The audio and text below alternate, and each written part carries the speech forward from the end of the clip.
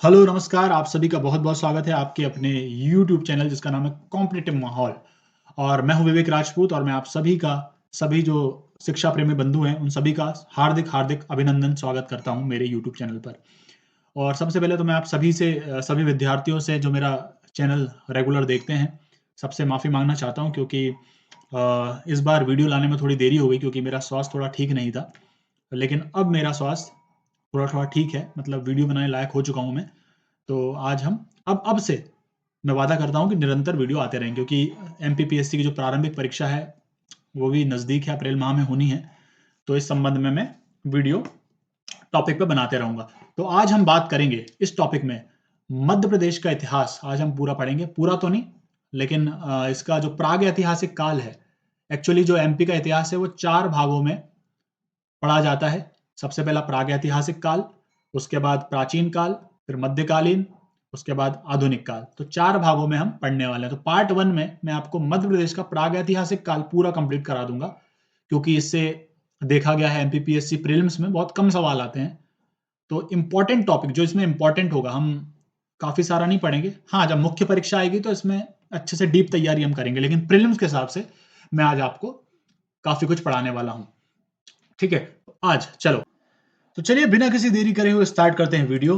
और आज हम पढ़ेंगे मध्य प्रदेश के प्राग ऐतिहासिक काल में।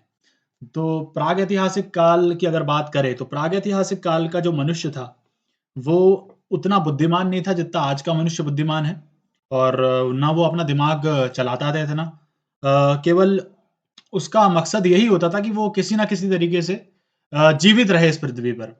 प्राग ऐतिहासिक काल के अगर मनुष्य की बात करें, वो सिर्फ जीवित रखना चाहता था अपने आप। और जीवित रखने के लिए क्या करना पड़ेगा? बिल्कुल, खाना बहुत ज़रूरी है। तो वो शिकार करके अपना जो है भोजन की तलाश करता था। शिकार के माध्यम से वो अपना भोजन ग्रहण करता था। और शिकार भी बिल्कुल आधुनिक तरीकों से नहीं। उसके पास हथियार भी थे, जो उपकरण थे उसके पास वो पत्थर के थे। इसीलिए इसे जो प्रागैतिहासिक काल का एक भाग है, उसे पाषाण काल कहते हैं, क्योंकि इसमें मनुष्य ने पत्थरों का यूज़ करके पत्थरों के उपकरण या पत्थरों के हथियार वो यूज़ करते थे। ठीक है ना? और वो इस समय का मनुष्य, इस काल का मनुष्य खानाबदोश की ज़िंदगी जीता था। खानाबदोश का अर्थ ये होता है कि अ, उस मनुष्य का कोई ठौर-ठिकाना नहीं था। है ना? वो अपना शिकार करने के लिए एक जगह से दूसरी जगह जाता रहता है। स्थायी उसका कोई निवास नहीं था। जैसे आज के मनुष्य का स्थायी निवास है। वो अपना एक मकान बना के रहते हैं, लेकिन जो प्रागैतिहासिक काल के मनुष्य हैं, वो उनका कोई स्थायी निवास नहीं था।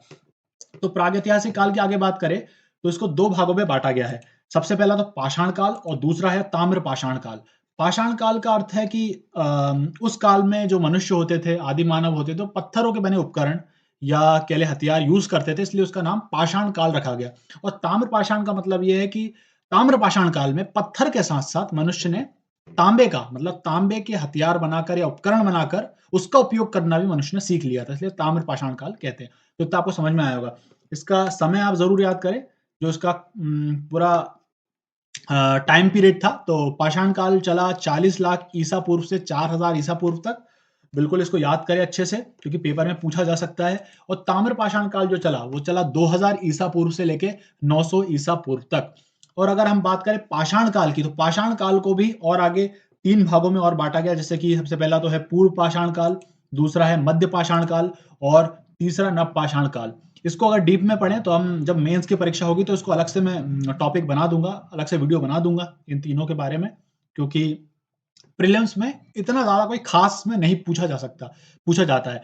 और लेकिन एक बात आपको याद रखनी बहुत ज़रूरी है, जो अग्नि का आविष्कार किया था आदि मानव ने, अग्नि का आविष्कार और भी अन्य आविष्कार हुए थे, कृषि करना सीखा था, पशुपालन जो सीखा था आदि मानव ने, तो वो नवपाषाण युग में सीखा था, वो नवपाषाण युग की बात है। तो अगर आपको पेपर में आता है, क्वेश्चन पेपर में आता है पीएससी के कि भाई अग्नि का आविष्कार कौन से युग में हुआ था, तो आपको नवपाषाण युग लगाना है, तो आप ये ना भूलें, है ना?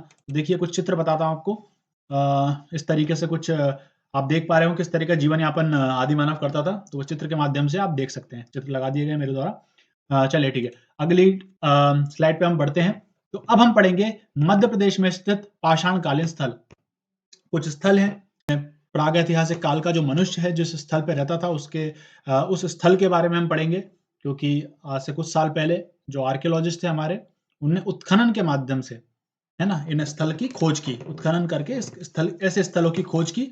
और उसमें बहुत सारे अवशेष प्राप्त हुए जो हमारे आदि मानव के बारे में जानकारी देते हैं। तो कौन-कौन से स्थल है इम्पोर्टेंट, वो मैं आपको पढ़ा देता हूँ क्योंकि पेपर में पूछा जाता है।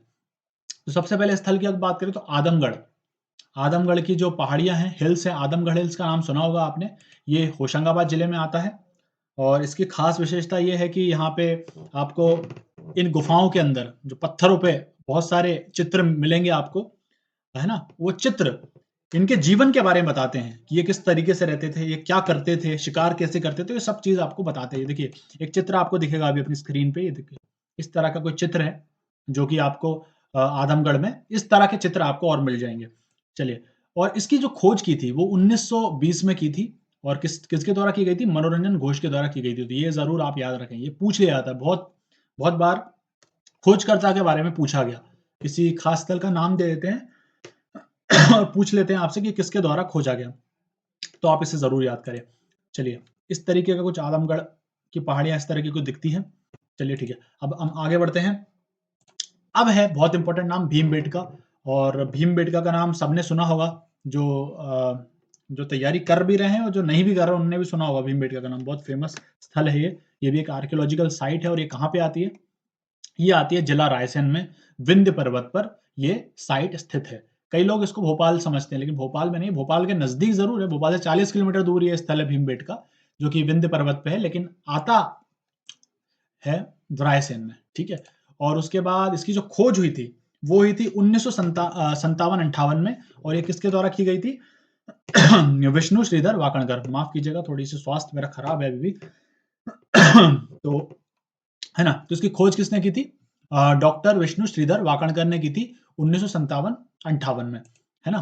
और इसके बाद 2003 में इसको यूनेस्को द्वारा, ये एक यूनाइटेड नेशन का एक ऑर्गेनाइजेशन है यूनेस्को, उसके द्वारा इसको विश्व धरोहर स्थल घोषित किया था। कब किया था? 2003 में भीमबेटका को।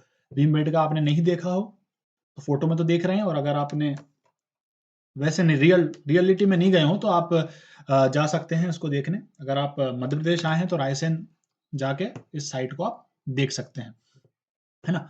चलो, अगली साइट की तरफ हम बढ़ते हैं, पढ़ेंगे ताम्र पाषाण काल। और ताम्र पाषाण काल में आपको पहले ही बता चुका हूँ कि इस युग से ये तात्पर्य है कि इस कालखंड में मनुष्य ने पत्थर के साथ-साथ तांबा धातु का भी उपयोग शुरू किया था। मतलब पहले पत्थर के उपकरण और बाकी सारे जो बर्तन या जो भी हथियार हो गए वो पत्थर के यूज़ करते थे, लेकिन पत्थर के साथ-साथ तांबा धातु का उपयोग करना इस काल में चालू किया। इसलिए इसका नाम रखा गया ताम्र पाषाण काल, समझ गए? ताम्र मतलब तांबा। ठीक है? पत्थर के साथ-साथ तांबे की वस्तु भी ये यूज़ करने लगे थे, जो आदि मानव थे। ठीक है? अब हम ताम्र पाषाण कालीन स्थल के बारे में आज चर्चा करेंगे।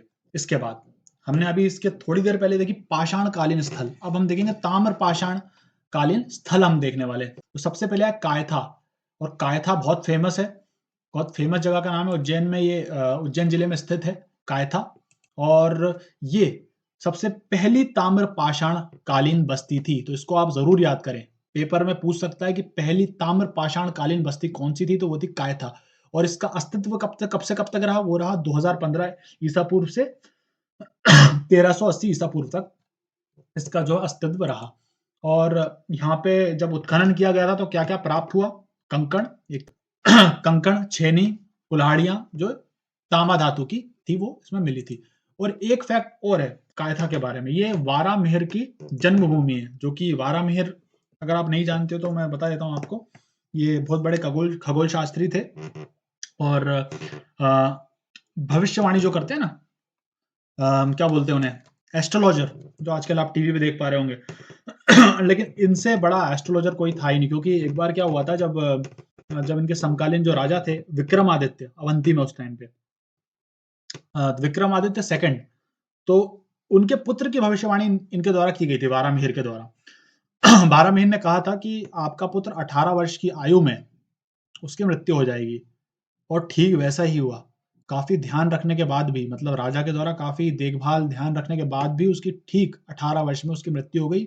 और इसी को देखते हुए उनने, जो विक्रमादित्य सेकंड थे, उन्होंने वारामिहिर को बुलाया और वारा की उपाधि दी। पहले इनका नाम मिहिर था, जो ये वारा जो है होता है, ये वारा की उपाधि किसके द्वारा दी गई थी? विक्रमादित्य सेकंड के द्वारा दी गई थी, है ना? उनके जो भविष्यवाणी थी उससे प्रभावित होके। है ना? तो चलो अगली स्लाइड हम देखें। तो अगली स्लाइड में हम पढ़ेंगे एरण। एरण भी एक आर्कियोलॉजिकल साइट है, जो कि ताम्र पाषाणिक स्थल है, और ये कहाँ पे आता है? ये आता है सागर जिले में। और जो एरण का प्राचीन नाम है, वो भी आप याद रखें, एरिकन। प्राचीन नाम क्या है इसका? एरिकन। और इसके अलावा जो ताम्र पाषाणिक बस्ती है, ये इसका समय जो है अस्तित्व था 2000 ईसा पूर्व से लेके 700 ईसा पूर्व तक माना जाता है। और इसमें खुदाई में जब यहाँ का उत्खनन हुआ था, तो इसमें भी तांबे की कुल्हाड़ियां और सोने के गोल टुकड़े भी यहाँ से पाए गए थे। तो ये भी पूछ सकता है पेपर में कि सोने के गोल टुकड़े कौन सी साइड से पाए गए? तो वो है एरण, जो कि सागर जिले में आती है। और मिट्टी की जो पशु आकृतियां थी, वो पाई गई थी, है ना, एरण में। देखिए एरण साइड कुछ इस तरीके का दिखती है ना। चलिए, ये देख पा रहे हैं आप स्लाइड पे। चलिए अगली स्लाइड की तरफ हम बढ़ते हैं। तो अगली साइट का नाम है नावदा टोली। और नावदा टोली कौन जिले में आता है? ये आता है खरगोन जिले में। खरगोन जिले के महेश्वर में नर्मदा नदी के किनारे नावदा टोली स्थित है। तो इसको भी आप याद रखें। और कुछ इस तरीके का दिखता है, बहुत खूबसूरत दिखता है ये। चलिए कुछ और साइट्स हम देख लेते हैं, जैसे कि अवरा हो गई। अवरा जो कि आती है मंदसौर जिले में आती है। डांग वाला हो गई, जो कि उज्जैन जिले में आती है।